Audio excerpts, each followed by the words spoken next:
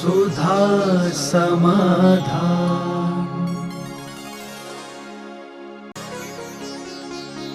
नमोस्तु गुरुदेव। वर्तमान युग में भक्तों पर कष्ट आने पर देवी देवता रक्षा के लिए क्यों नहीं आते हैं?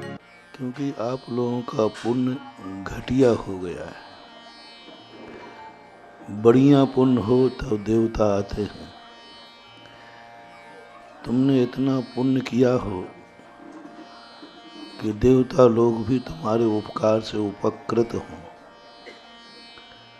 पारसनाथ ने नाग नागिन को बचाया था, तब वो देवता आए थे, बिना उसके नहीं आए थे।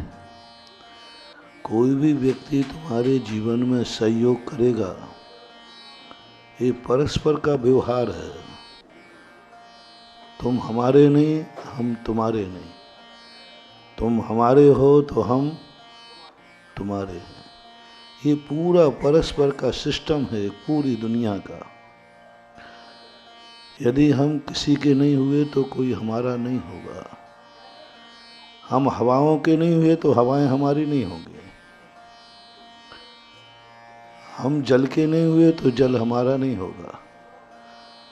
हमें जल के लिए भी जीना पड़ेगा कि हमें जमुना का जल शुद्ध रखना है, कि उसमें नालियां ना जाएं, तो जमुना हमें शुद्ध जल देगी।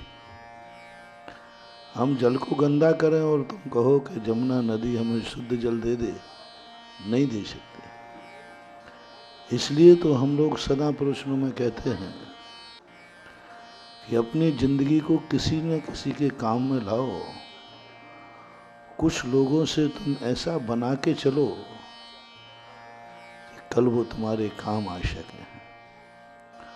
उनसे भी तुम्हें बनाना है जो तुमसे पुण्यहीन है, जो पुण्यहीन है। पुण्यहीन व्यक्ति के काम में यदि तुम आ जाओ ना, तो जिंदगी में कभी नहीं भूलता, कभी नहीं भूलता। दुखी लोगों के काम में आ जाओ तो वो हमेशा याद रखता है, इन्होंने हमें दुख में बहुत बड़ा सहयोग दिया था। धर्मेंद्र पद्मावती क्या सोच करके आए, यही तो दोनों ने चर्चा की कि हमें उस समय दशा की है जिस समय कोई हमें बचाने तो छोड़ो, हमें देख करके मारने का भाव करते हैं लोग। और ये कैसी आत्मा है जिसने हमें बचाने का भाव किया, बस एक वह उपकार के कारण से धर्मेंद्र पद्मावती ने भगवान पारसनाथ की रक्षा की। इस सिद्धांत को हमें कभी नहीं भूलना चाहिए। जब भी तुम किसी जीव पर करुणा करो, वो पात्र तो है नहीं कि तुम्हें कुछ दे देगा, लेकिन तुम्हारा व्यवहार यदि बन गया। मैंने एक बार कहा था, ये जो तुम गौशालाएं खोलते हो, हर व्यक्ति को अपने जीवन में एक गाय, एक कोई भी पशु का पालन करना है। गौशाला में तुम पशुओं का पालन नहीं कर रहे हो, एक एक पद्मावती को तैयार कर रहे हो, एक एक धर्मेंद्र को तैयार कर रहे हो। बछड़े कटने जा रहे हैं, कटना उनका नियत है, क्योंकि और कोई दूसरा उपयोग नहीं है। और तुमने करुणा के कारण कहा कि नहीं, ये बछड़े कटने नहीं जाएंगे, मैं इनका पालन करूंगा।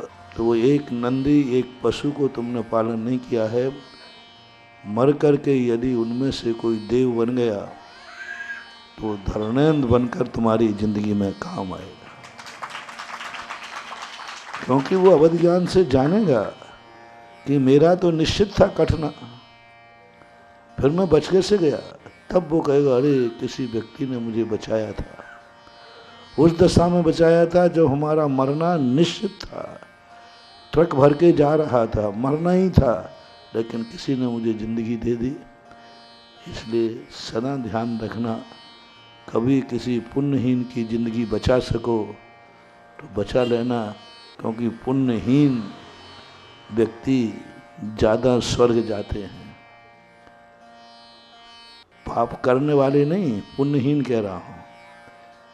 आज ही सुबह कहा था ना, जितने पुण्यवान और धनवान होते हैं इनकी गति में संदेह है, और जो धन से रहित हैं क्योंकि इनके पाप की तरफ प्रवृत्ति जाएगी नहीं, क्योंकि ये दुखी हैं। दुखी व्यक्ति से तुम पाप करने की कहो वो कांपेगा, वो कहता वैसे ही मैं परेशान हूं। और एक धनवान व्यक्ति से कहो तो वो नहीं कांपेगा, क्योंकि वो सुखी आदमी है।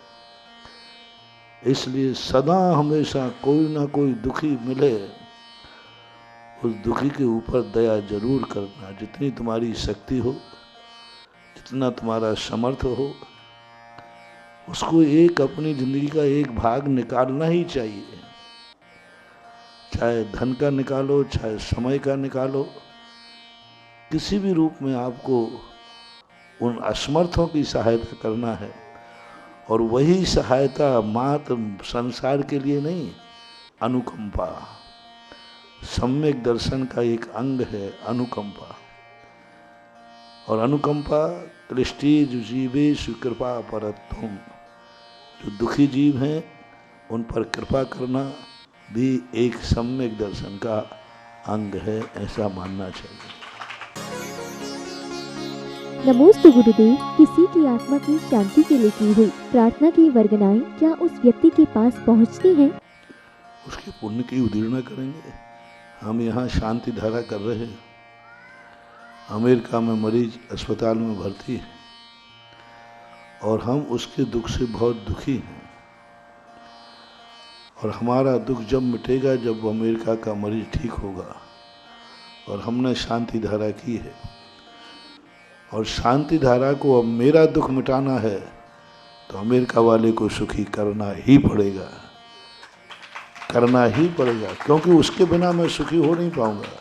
तो ये कर्मों की ऐसी कड़ी है बंधी हुई, जो यदि भावना सर्वथा ही निरर्थक होती तो ये सारी भावनाएं व्यर्थ हो जाएंगी, व्यवहार खत्म हो जाएगा। एक दूसरे के लिए जो संपत्ति है वो खत्म हो जाएगी।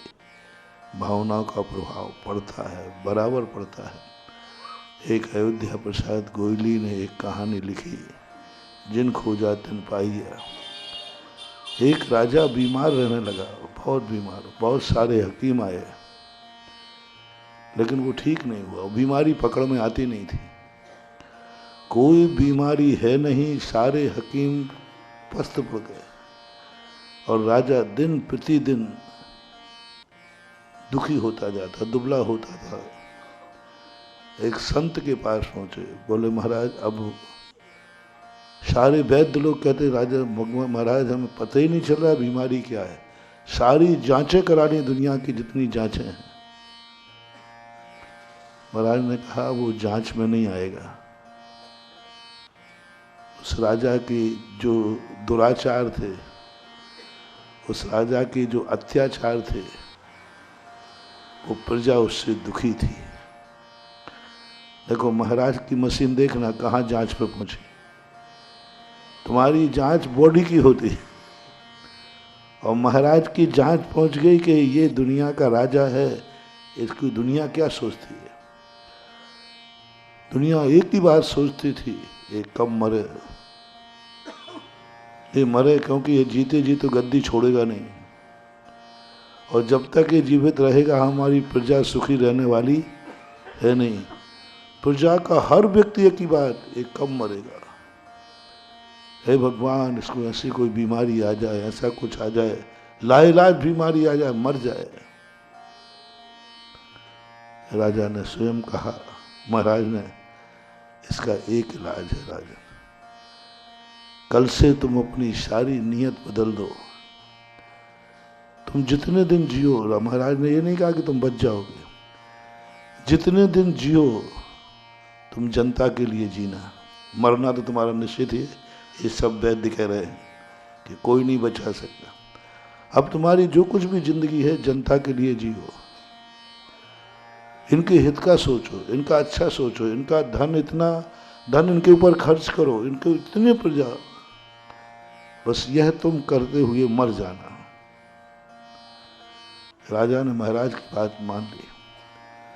उसके जितने आताताई शक्तियां थी सब खत्म करके प्रतिदिन प्रजा की भलाई का सोचता, विचार करता, हर दुखी आता किसी भी दुखी को दरवाजे से वापस नहीं करता, हर व्यक्ति की सहायता। और ऐसा राजा बन गया, ऐसा राजा बन गया कि प्रजा ने भावना भाई भगवान के सामने, हे भगवान, हमने जो प्रार्थना पहले की थी वो हमारी गलती थी, अब राजा बदल गया तो हमारी प्रार्थना भी बदलता हूँ, मेरे राजा को कभी मत मारना। सारी जनता में एक ही बात, ऐसा राजा कब मिलेगा। इतना सुधार हो गया, इतना परिवर्तन हो गया, मेरी राजा कभी नहीं मरे, हमेशा में रहे।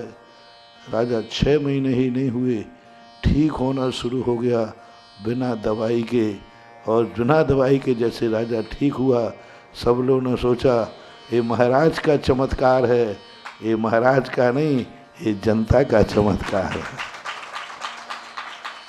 हमेशा ध्यान रखना, कहीं कोई तुम कितने सुखी हो मैं ये नहीं पूछ रहा हूं, तुमसे कोई दुखी तो नहीं ये पूछ रहा, तुम्हारे सुख का सुरक्षा कवच दे रहा हूं, तुम बहुत सुखी हो, इसमें कोई संदेह नहीं। और मैं भी चाहता हूं कि सब सुखी रहें, लेकिन मुझे एक बात का डर है, कल भी तुम सुखी रह पाओगे कि नहीं, ये तो आपको भी डर होगा। बोलो ये किसको डर नहीं, हमें भी हो सकता है। आज अपन सब सुखी बैठे, डर किस बात का है कि कल भी हमारा ऐसा ही रहे। इसके लिए मैं सुरक्षा कवच दे रहा हूं कि आज जब तुम सुखी हो, इस समय तुम सुखी का आनंद लेते हुए एक ही बात विचार करना, कोई हमसे दुखी तो नहीं है। हम सुखी हैं लेकिन हमसे कोई दुखी तो नहीं, बस इतना ध्यान करते रहना, गारंटी है कल भी तुम सुखी रहोगे। नमोस्तु गुरुदेव। श्रवण संस्कार शिविर में 12 वर्षीय कोर्स के अनुसार जीव कल्याण की भावना के कर्तव्य को कैसे निभाना चाहिए। 2 चीजें ऐसी घटित हुई हैं जो हमारी कल्पना से भी बाहर है। बड़े बड़े तीर्थ क्षेत्र बन रहे हैं, बड़े बड़े मंदिर बन रहे हैं, हम बड़े बड़े प्रवचन दे रहे हैं, लेकिन ये जीवन की 2 उपलब्धियां जो मैंने कभी सोची नहीं थी कि इतनी वरदान सिद्ध होंगी आपके लिए, इतनी वरदान सिद्ध होंगी। एक तो श्रमण संस्कृति संस्थान से मैंने कभी नहीं सोचा था कि मैं भारत के हर मंदिर में एक विद्वान की स्थापना करूंगा, और वो बड़े गर्व के साथ हमारे स्नातक छात्रावास के हमारे सारे बच्चों ने ऐसा शंखनाद किया है श्रमण संस्कृति का कि हमें उन स्नातक बच्चों पर गर्व है। दूसरा, 12 वर्षीय कोर्स हमने यूं चालू किया था, बैठे बैठे केकड़ी में थे, केकड़ी में 12 वर्षीय के, तो यूं चालू हुआ कि भाई लोग स्वाध्याय का, एक व्यक्ति ने प्रश्न कर दिया कि महाराज हम कौन से ग्रंथ का स्वाध्याय करें, क्रम क्या करें। फिर ऐसे बहुत सारे लोग यही पूछते, हमने कि बार बार बताऊंगे तो मतलब अच्छा नहीं लगेगा। फिर एक दिन बैठे बैठे मैंने संस्थान के बेनाडा जी थे उस समय बुलाया, मैंने कि हर बार ये लोग पूछते क्या पढ़ें क्या पढ़ें, ऐसा करो एक कोर्स बना दो 12 साल का, कि पहले ये पढ़ें फिर ये पढ़ें फिर ये पढ़ें फिर ये पढ़ें। तो उन्होंने कहा महाराज जी आप बना दो, और मैं बैठे बैठे यूँ लिखता गया ग्रंथ, और वो 12 साल का कोर्स बन गया। हमने चलो मात हमने अपना सिर दर्द मिटाने के लिए बनाया था कि तुम बार बार ग्रंथ पूछते हो और हमें ध्यान एकदम करना पड़ता है। हमने एक लिस्ट रख दूंगा कि भाई संस्थान से ले लो। ओहो क्या गजब किया, 12 वर्ष में सारा भारत वर्ष इससे उपकृत हो रहा है। घर घर में स्वाध्याय खत्म हो चुका था, स्वाध्याय के नाम की स्थितियां खत्म हो गई थी, लेकिन 12 वर्षीय ने घर घर में स्वाध्याय चालू करा दिया। मुझे जिज्ञासा में कुछ वर्ष पहले ये विचार आ गया, जिज्ञासा बंद करूंगा मैं, क्योंकि जिज्ञासा में कोई प्रश्न ही नहीं आ रहे ढंग के, पर वही तुम्हारे घर गृहस्थी के भाई ये है ये, मैंने कहा मेरे बस की बात नहीं है, सब मन आ गया। लेकिन जब से 12 वर्षीय कोर्स हुआ है, जिज्ञासाओं में भी जान आ गई है, वजनदार जिज्ञासा आने लगी। हमें उत्तर देने में भी अच्छा लगता है।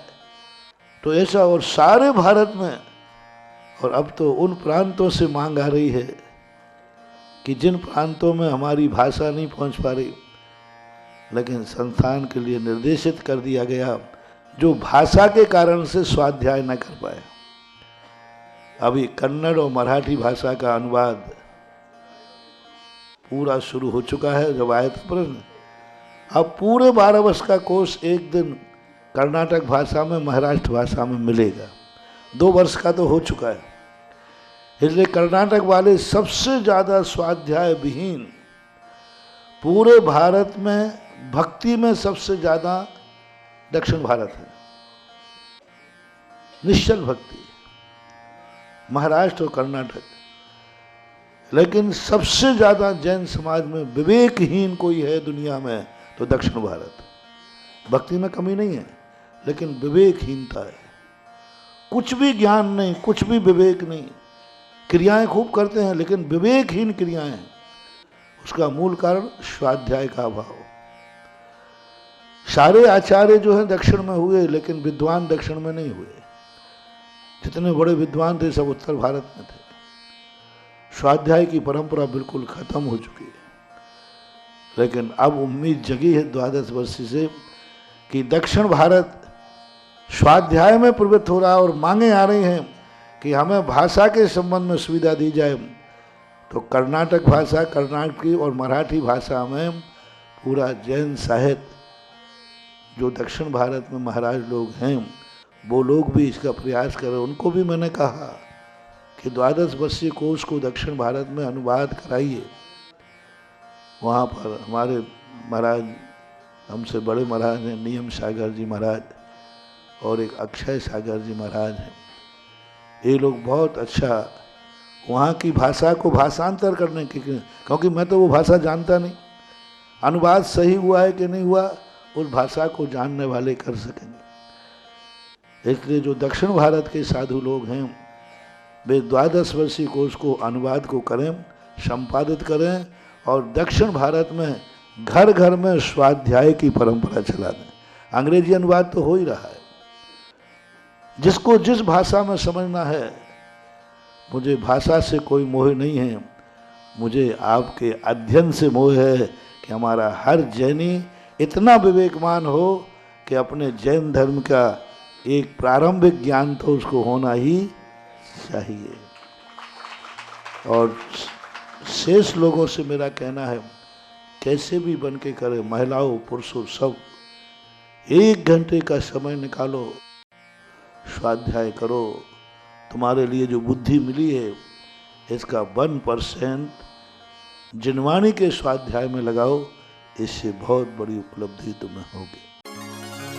सुधा समाधान।